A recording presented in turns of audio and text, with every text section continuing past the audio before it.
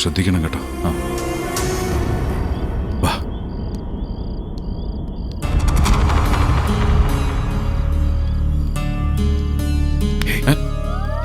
ഞാൻ തള്ളി തുറക്കണേ. തുറക്ക.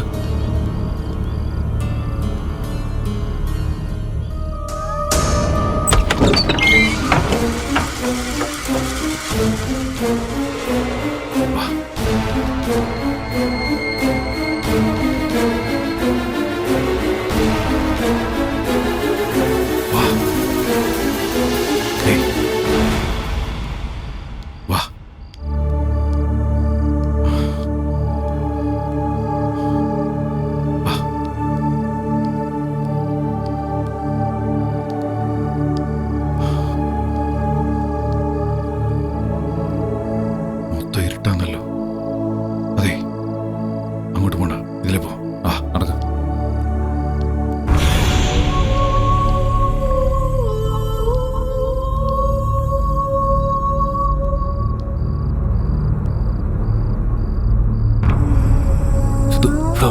ഏയ് വേണ്ട, നോക്കാന്ന്.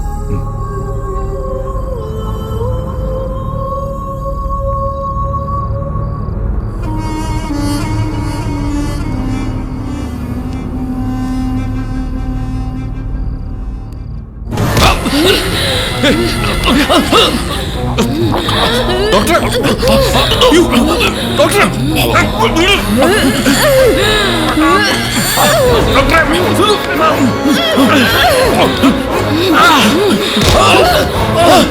സിന്ധു ഓടിക്കടാ.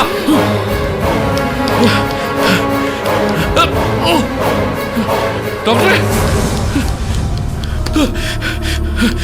ഡോക്ടറെ, ഡോക്ടറെ.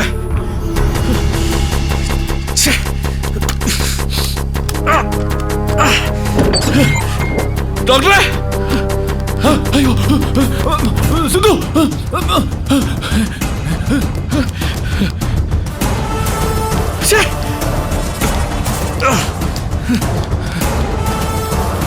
ഡോക്ടറെ,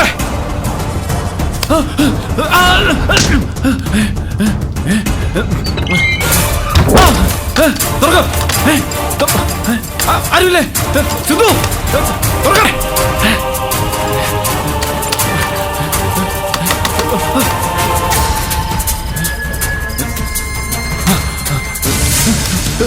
സിന്ധു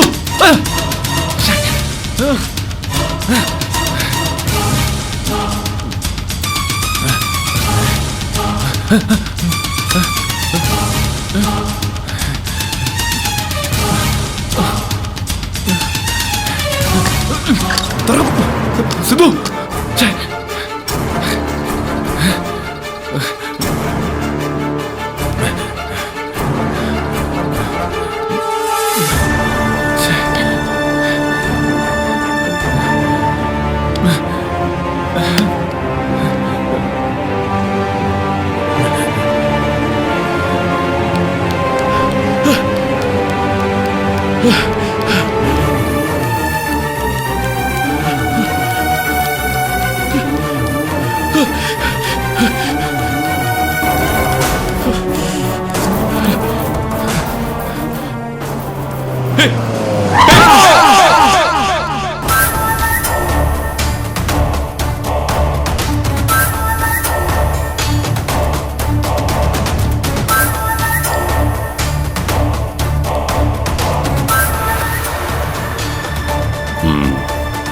എനിക്ക് മുമ്പേ അവരെത്തിയല്ലേ.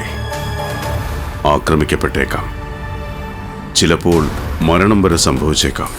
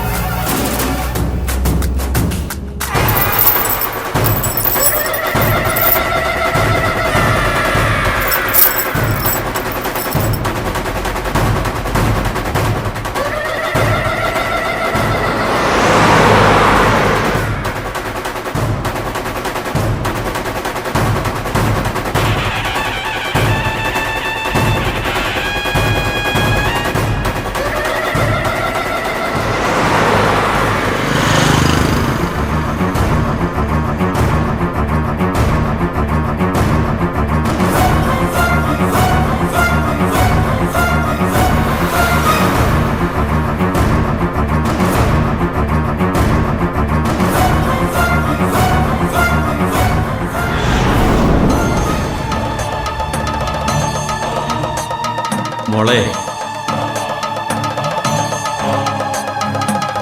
മുത്തച്ഛ, മായൻ നിന്റെ മനസ്സിളക്കാനാ കനികയെ വിട്ടത്.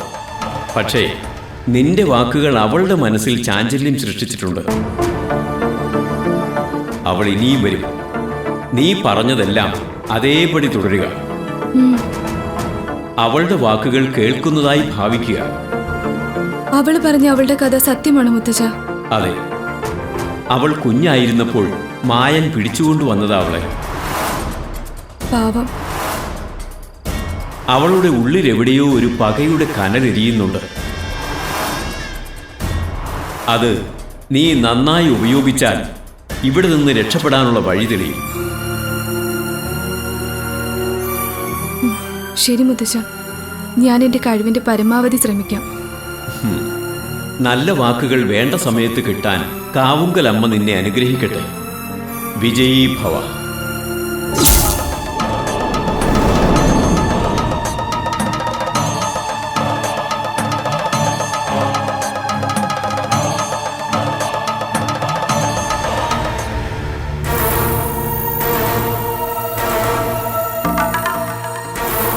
മുത്തശ്ശി, നമ്മൾ ഇങ്ങനെ ടെൻഷൻ അടിച്ച് തെക്ക് വടക്ക് നോക്കിയിരുന്നിട്ട് ഒരു കാര്യമില്ല. അമ്മാവനും അമ്മായും വിളിക്കുമ്പോഴൊക്കെ നുണ പറഞ്ഞ് മടുത്തു. പിന്നെ നമ്മൾ എന്ത് ചെയ്യും? അവളെ തനിച്ച് വിടരുന്ന് ഞാൻ മുത്തശ്ശിയുടെ എത്ര പ്രാവശ്യം പറഞ്ഞതാ. മുത്തശ്ശിയാ അവളെ പറഞ്ഞു വിട്ടത്. എന്നെ എന്തൊക്കെ പറഞ്ഞു, അപ്പോഴേ ഞാൻ ഓർത്തതാ ഇങ്ങനെയൊക്കെ സംഭവിക്കൂന്ന്. കഴിഞ്ഞതിനെ കുറിച്ച് പറഞ്ഞുകൊണ്ടിരുന്നിട്ട് എന്ത് കാര്യം? ഇനി എന്ത് ചെയ്യാൻ പറ്റുമെന്ന് ചിന്തിക്ക്. ഞാൻ ഇവിടെ ഇരുന്ന് ചിന്തിച്ചിട്ട് എന്ത് ചെയ്യാനാ? പോലീസുകാർ വിചാരിച്ചിട്ട് കണ്ടുപിടിക്കാൻ പറ്റുന്നില്ല. എന്താ ചെയ്യേണ്ടതെന്ന് അറിയില്ലല്ലോ ദേവി. മിഥുൻചേട്ടൻ പറഞ്ഞു വെച്ച് നോക്കുമ്പോ ഏതോ മന്ത്രവാദിയാ അവളെ പിടിച്ചു വെച്ചിരിക്കുന്നത്. ഇവിടെ ഇരുന്ന് വിളക്ക് കത്തിച്ച് ധ്യാനം തുടങ്ങിയപ്പോഴേ ഞാൻ പറഞ്ഞതാ എന്തോ പണി വരുന്നുണ്ടെന്ന്.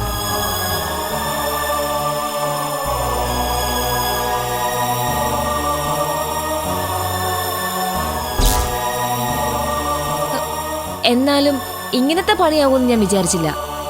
ഇത് വലിയ കഷ്ടമായിപ്പോയി. മിഥുൻചേട്ടന്റെ കാര്യം ഒന്ന് ആലോചിച്ച് നോക്കിയേ. മധുവിന്റെ പുറകെ എന്നൊക്കെ പോയിട്ടുണ്ടോ അന്നൊക്കെ 8ന്റെ പണി കിട്ടിയിട്ടുണ്ട്. ആദ്യത്തെ പ്രാവശ്യം പോയതിന് കൊലപാതക കുറ്റത്തിന് സ്റ്റേഷനിൽ കയറേണ്ടി വന്നു. അന്ന് എന്തോ ഭാഗ്യത്തിന് പെട്ടെന്ന് ഇറങ്ങാൻ പറ്റി. ആ കേസ് ഇതുവരെ തെളിഞ്ഞിട്ടില്ലെന്നാ പറഞ്ഞു കേട്ടത്. ഇതിപ്പോ പുറകെ പോയി ഗുണ്ടുകളുടെ ഇടി കൊണ്ട് ഹോസ്പിറ്റലായി. അവർ തലക്കടിക്കോ കത്തിക്ക് കുത്തുകയോ ചെയ്തിരുന്നെങ്കിലോ? മായേ, നീ ഒന്നും മിണ്ടായിരിക്കുന്നുണ്ടോ? ഒന്നാമതെ മനുഷ്യൻ തലപ്രാന്ത് എടുത്തിരിക്കുക. അതിനിടയില് നീ ഇങ്ങനെ ഇല്ലാതെയൊക്കെ ആലോചിച്ചു കൂട്ടി ഓരോന്ന് പറഞ്ഞ് മനുഷ്യന്റെ ടെൻഷൻ കൂട്ടാതെ. മുത്തശ്ശി പറഞ്ഞ കേട്ടാ തോന്നും മുത്തശ്ശിക്ക് മാത്രമേ ടെൻഷൻ ഉള്ളെന്ന്. ഞാൻ പറയുന്നത് എന്താന്ന് വെച്ചാ ഇത് വിളിച്ച് അമ്മാവനെ അമ്മായി അറിയിക്കണോന്നാ. അല്ലെങ്കിൽ പിന്നെ ഇത് നമ്മുടെ കുറ്റമായിട്ട് വരും. അവരെ അറിയിച്ചിട്ട് എന്തിനാ? അവരും അവിടെ ഇരുന്ന് ടെൻഷൻ അടിക്കട്ടെ എന്നോ? മധുവിന് എന്തെങ്കിലും പറ്റിയെന്നറിഞ്ഞാ അവര് പേടിച്ച് ഇങ്ങോട്ട് വരില്ലേ? വരട്ടെ, അവരുടെ ഓരോ മകളെയല്ലേ കാണാതായത്. ഒന്ന് വന്നിട്ട് പോകുന്നതിന് ഒരു തെറ്റുമില്ല. അതൊക്കെ എളുപ്പമാണോ? അങ്ങനെയൊക്കെ ചോദിച്ചാ ഓരോന്ന് സംഭവിക്കുന്നത് നമ്മുടെ സൗകര്യം അനുസരിച്ചാണോ? അല്ലെങ്കിൽ മര്യാദയ്ക്ക് വീട്ടിയിരിക്കണം. ഇത് തെണ്ടി തിരിഞ്ഞ് നടന്ന് ഓരോന്ന് വരുത്തി വെച്ചിട്ട് പിന്നെ കിടന്ന് വിഷമിച്ചിട്ട് എന്ത് കാര്യം? ആര് വരുത്തി വെച്ചെന്നാ നീ പറയുന്നേ? മുത്തശ്ശിയും മധുവും തന്നെ. മുത്തശ്ശി എന്നെ ഇത്തിരി സപ്പോർട്ട് ചെയ്ത് സംസാരിച്ചെങ്കിലേ ഇങ്ങനെയൊക്കെ സംഭവിക്കുമായിരുന്നോ? ഹാ, ഇനിയിപ്പൊ അതൊന്നും പറഞ്ഞിട്ട് ഒരു കാര്യമില്ല. എനിക്കറിയില്ല എന്ത് ചെയ്യണമെന്ന്. കാവുങ്കലമ്മേ, ഈ തന്നെ തുണ.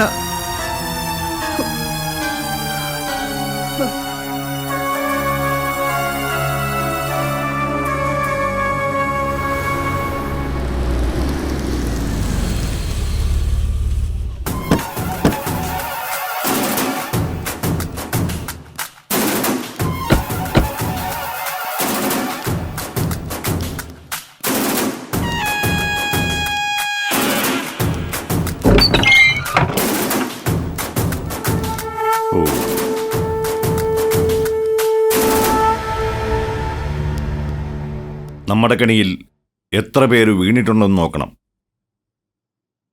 പൂജയ്ക്ക് വേണ്ട ഒരുക്കങ്ങൾ തയ്യാറാക്ക്. ശരി.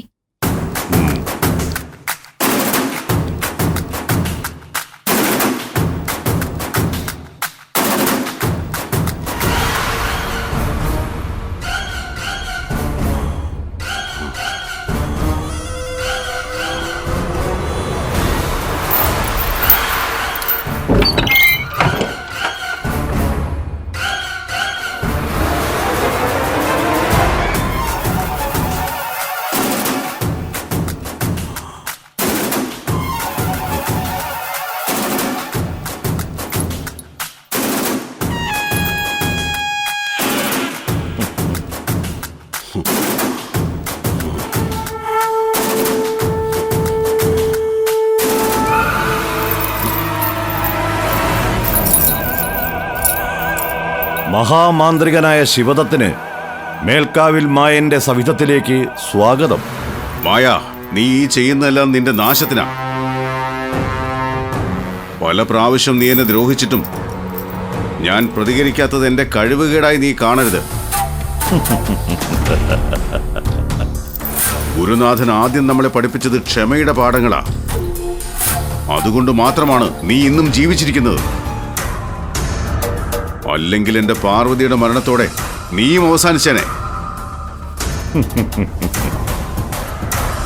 കഴിവിന്റെ കണക്കുകൾ നിരത്താനാണെങ്കിൽ നിനക്ക് സ്വയം ഈ ബന്ധനങ്ങൾ കടന്ന് രക്ഷ നേടാം.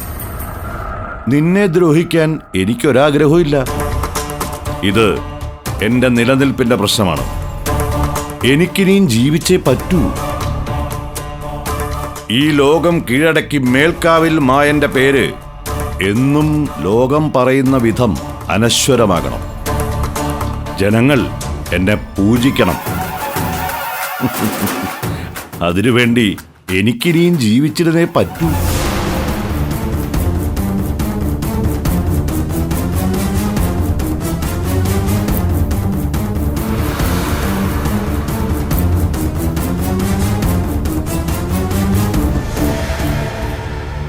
ADN Gold TV, Asianet digital നെറ്റ്വർക്കിൽ ചാനൽ നമ്പർ 109.